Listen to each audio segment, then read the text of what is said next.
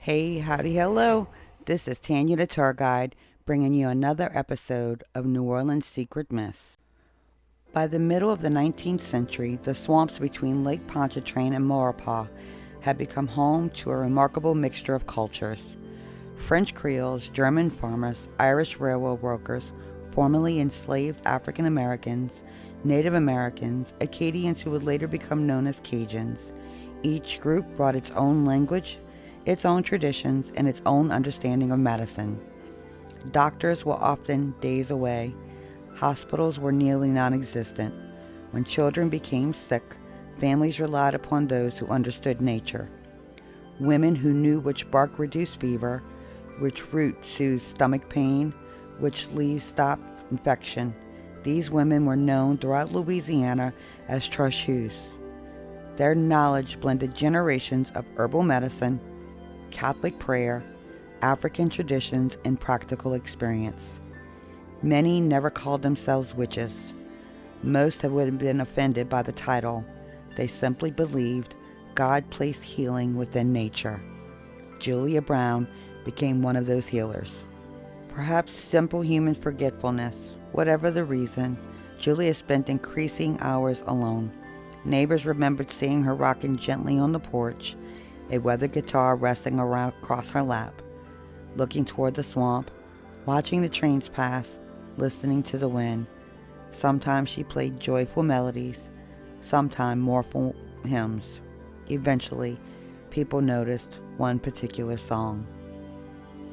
No one knows exactly when she began to sing it. Some say months before her death, others insist years. Every morning, the same haunting refrain drifted over Frenier. One day I'm gonna die, and I'll take the whole town with me. Children stopped to listen. Adults exchanged uneasy glances. Some laughed nervously. Others crossed themselves. One woman reportedly refused to walk past Julia's house ever again. Nobody knew whether the words reflected bitterness, loneliness, or prophecy. Most simply dismissed them. Old people, they reasoned, sometimes repeated strange things. No one imagined those words would become immortal. While Julia sang, another story unfolded far away. Across the warm Atlantic, weather conditions began to change. Sea temperatures climbed.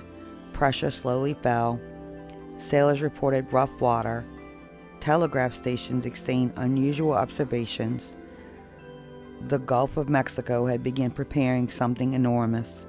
No satellites watched its birth. No hurricane hunters flew into its eye. Most Americans wouldn't know danger existed until it arrived at their front door. Meanwhile, life in Frenier continued. Children played beside the swamp. Farmers harvested cabbage. Trains carried lumber from nearby Ruddock. Julia Brown sat quietly on her porch, singing the same impossible promise. When I die, I'll take the whole town.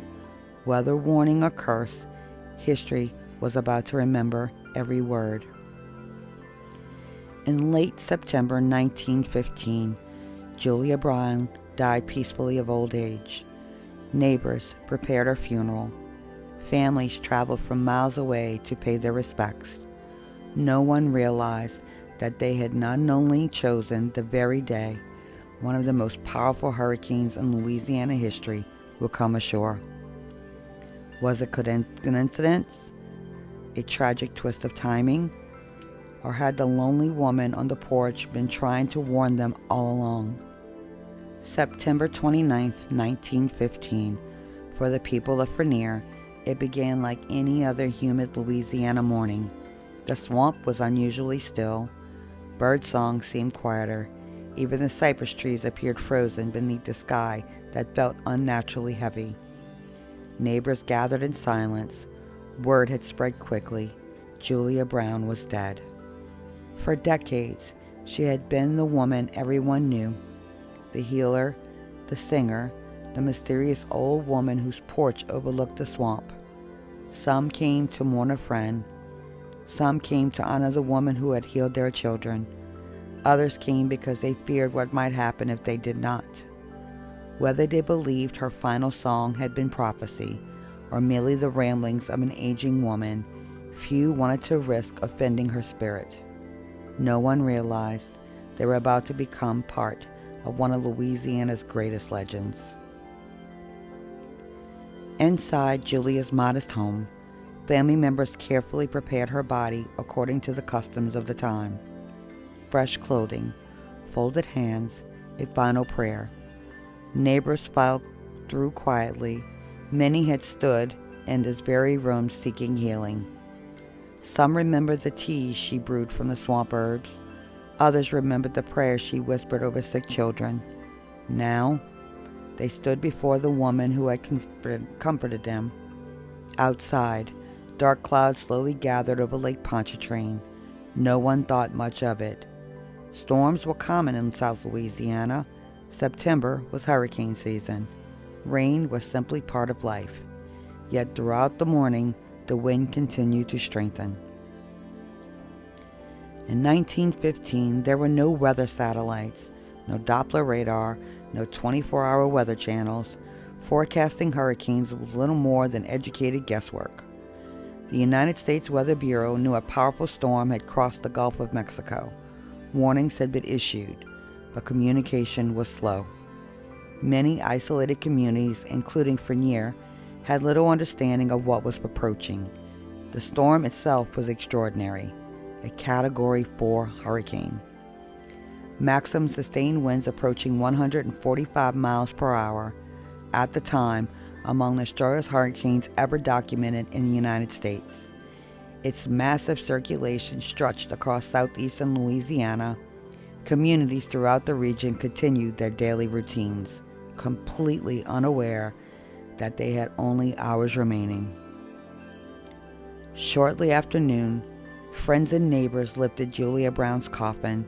Some traveled on foot, others rode wagons. The procession slowly made its way toward the cemetery. Children walked quietly beside their parents. Women carried flowers. Men removed their hats. A preacher recited scripture. Everything appeared ordinary, yet several attendees would later remember how strangely quiet the swamp had become. No frogs, no birds, even the insects seemed to disappear. The air felt heavy, almost electric, as though nature itself was waiting. Then, without warning, the sky changed. Towering black clouds raced inland. The breeze became a gale. Tree branches bent violently. Spanish moss whipped through the air like ghostly ribbons. The first sheets of rain fell sideways. Someone looked toward Lake Pontchartrain. The water had begun rising. Fast. Another clap of thunder shook the cemetery. The preacher paused. His Bible pages whipped wildly in the wind. Families exchanged frightened glances. Some whispered words they never thought they would say aloud. Julia's song. Do you remember what she kept singing? When I die, I'll take the whole town with me.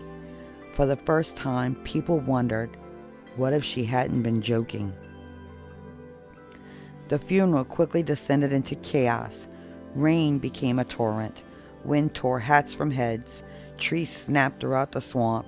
As Julia's casket was being lowered, panic erupted. People fled in every direction. Parents grabbed children. Men struggled to keep their footing. Some attempted to finish the burial. Others screamed that everyone needed to run.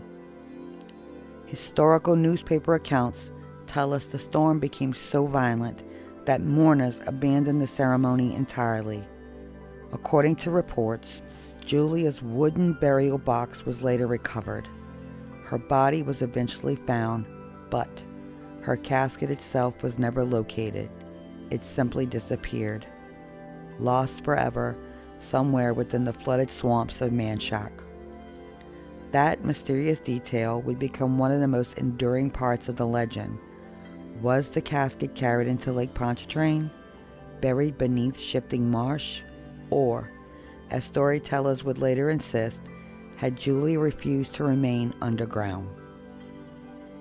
Within hours, the hurricane struck with an unimaginable violence. The storm surge swept inland. Water poured across the lowest marshlands. Entire homes floated from their foundations. Railroad tracks twisted. Telephone poles snapped. Massive cypress trees crashed through buildings. Residents climbed onto rooftops. Others clung desperately to floating logs. Families were separated in darkness. Some climbed trees, hoping to survive until daylight. Others disappeared beneath the surge, never to be seen again. Nearby, Ruddock suffered catastrophic destruction. Its railroad station collapsed. The schoolhouse failed.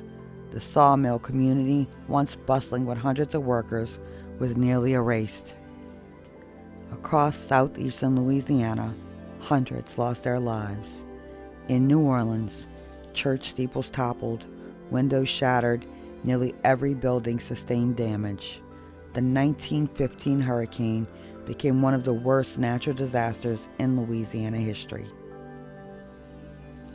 The hurricane was real. Its destruction was real. The victims were real. What happened next belongs to folklore. As survivors searched the wreckage, they couldn't forget Julia Brown's song, "When I Die, I'll Take the Whole Town with Me." The coincidence seemed impossible. The women who had sung taking the town with her had been buried on the exact day one of the most devastating hurricanes in Louisiana history destroyed her community. People searched for explanations. Some believed Julia had cursed Vernier. Others insisted she had foreseen the storm and tried to warn everyone the only way she knew how. Still, others believed it was nothing more than tragic coincidence. Yes, coincidence has never satisfied Louisiana folklore. Within days, newspapers across Louisiana began repeating the story. Each retelling became slightly more dramatic, slightly darker. Some versions claimed everyone attending the funeral died. Others insisted only 2 townspeople survived because they happened to be away that day. Still others declared Julia's ghost had risen from the flooded cemetery, walking across the swamp while singing her final song. None of those claims can be confirmed by historical records, but folklore rarely asks for proof. It only asks for belief. And in the lonely swamps surrounding Vernier, belief has always been as powerful as fact. Today, the waters of Manchac have reclaimed much of what once stood there. The homes are gone, the roads had vanished, nature has covered the scars left by the hurricane. Yet some visitors still claim that on stormy evenings, just as darkness settles over the swamp, a lone guitar can be heard floating across the water. And somewhere, beyond the cypress trees, an old woman's voice quietly sings, "When I die, I'll take the whole town with me." Every legend begins with a moment when history ends and folklore begins. For Julia Brown, that moment arrived on September 29th, 1915. A funeral interrupted by a hurricane, a town nearly erased, a song no one could forget. More than 100 years later, the question still lingers over the Manchac swamp. Did Julia Brown curse Vernier, or did Vernier create the legend of Julia Brown? The answer depends on who you ask. Tonight, we return to a place where history and mystery became forever intertwined. When researching Louisiana folklore, it is important to distinguish between documented history and the stories that grew from it. The historical record tells us several things with confidence. Julia Brown was real. She lived in Vernier. She was widely known as a healer. She owned property. She died in September of 1915. Her funeral occurred on the same day the Great Louisiana Hurricane struck. That hurricane destroyed Vernier, obliterated neighboring Ruddock, and killed hundreds across southeastern Louisiana. Those facts are supported by newspapers, government reports, and surviving records, but history becomes less certain when discussing the famous song. Some accounts say Julia sang, "When I die, I'll take the whole town with me." Others claim the wording was slightly different. Still, others insist no written record of the song existed until after the hurricane. Like many oral traditions, details change with each generation. The farther the story traveled, the darker it became. The hurricane did not completely erase Fournier forever. A small settlement eventually returned, but it never regained its former identity. Nearby Ruddock, once home to hundreds of lumber workers, disappeared almost entirely. Its sawmill closed, businesses vanished, families relocated. Today, only scattered remnants remain hidden among the wetlands. Most travelers know the area only from a highway exit sign, Ruddock, an easy name to overlook, yet beneath the surrounding marsh lie the foundations of homes, roads, businesses, schools, and lives interrupted by one terrible storm. Nature reclaimed everything. The swamp always wins. Not long after the hurricane, people began reporting strange encounters. Fishermen claimed they heard a woman singing where no one lived. Hunters spoke of an unexplained lights moving through the cypress trees. Boaters drifting through Manchac at night reported hearing guitar music carried across perfectly still water. Sometimes, they said, the melody stopped the moment they tried to follow it. Others claimed to see an elderly woman sitting quietly on an abandoned porch, only for both woman and porch to disappear. Paranormal investigators have visited the area for decades. Electronic voice recorders, infrared cameras, spirit boxes, most leave without definitive evidence, but many leave convinced something still lingers there. Whether ghost, memory, or imagination, the swamp continues telling Julia's story. Perhaps no place in Louisiana is better suited for ghost stories than Manchac. Fog rises from warm water almost every morning. Sound travels in strange ways. A bird several miles away can seem only feet from your boat. Branches scrape together like whispered conversations. Spanish moss moves even when there is no wind. The swamp plays tricks on human senses for centuries. Native Americans, French colonists, German settlers, Creoles, and Cajuns all told stories about spirits here. Julia Brown became only one chapter in a much older book. The Rougarou, ghost lights, phantom boats, lost hunters all became part of the same landscape. In Louisiana, history rarely travels alone. It walks beside folklore. Today, thousands of visitors travel through Manchac Swamp every year. Many hear Julia Brown's name for the first time aboard an airboat. Some guides tell her story with remarkable historical care, others embellish it. A weathered cross beside the water is sometimes identified as Julia's grave. It's almost certainly not. Stories grow larger with every generation.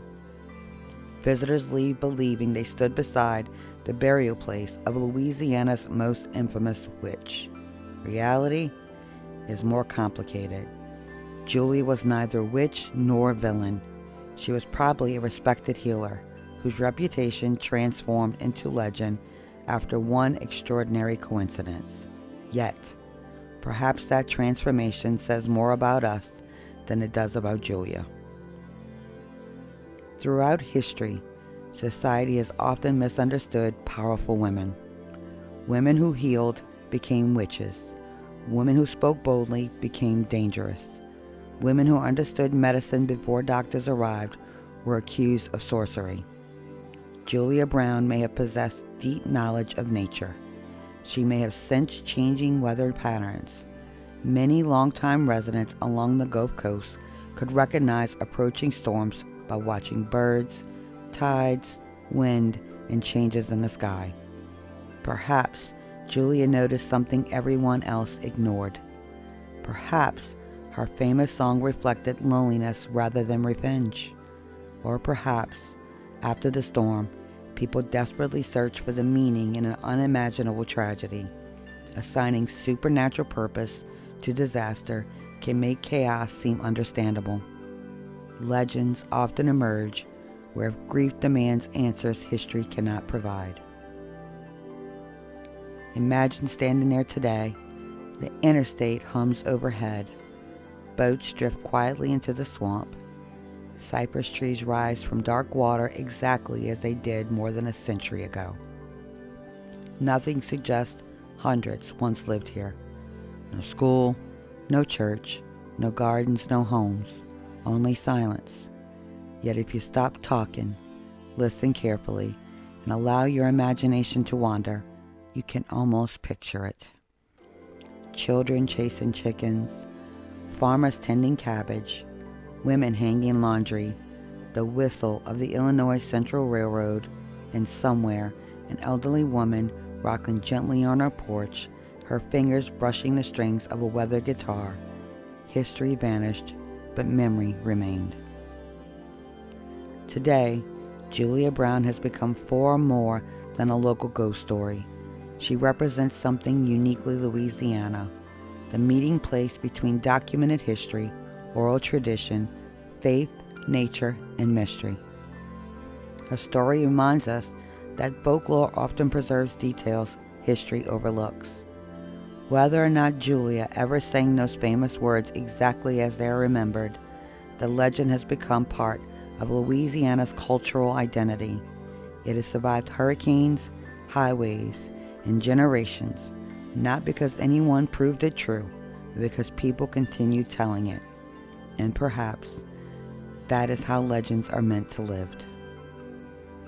Some say if you visit the Manchac swamp on a warm September evening just before a storm arrives, you should stop your car at the old Ruddock exit, turn up the engine, step into the humid darkness, listen. Perhaps you'll hear nothing more than frogs, wind, and distant trains.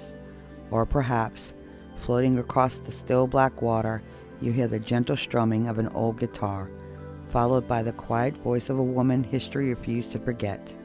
One day, I'm gonna die, and I'll take the whole town with me. Was it a curse, a prophecy, or simply a song forever changed by tragedy? Only the swamps of Louisiana know the answer, and they've never been eager to give up their secrets. Thank you for joining me on another journey into the forgotten corners of Louisiana history and folklore.